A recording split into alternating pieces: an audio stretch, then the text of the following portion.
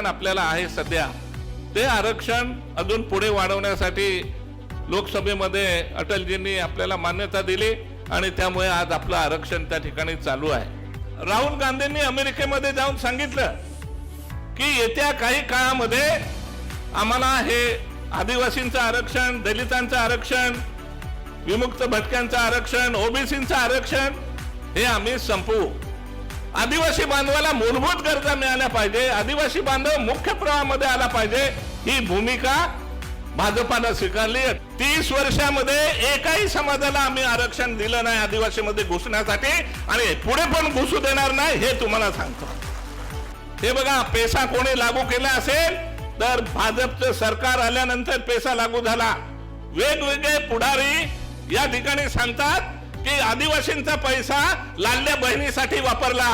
अजूनपर्यंत मी तुम्हाला सांगतो, त्या डिपार्टमेंटचा मंत्री म्हणून एकही नया पैसा आपल्या आदिवासी खात्याचा लाडल्या बहिणीसाठी अजून वापरलेला नाही।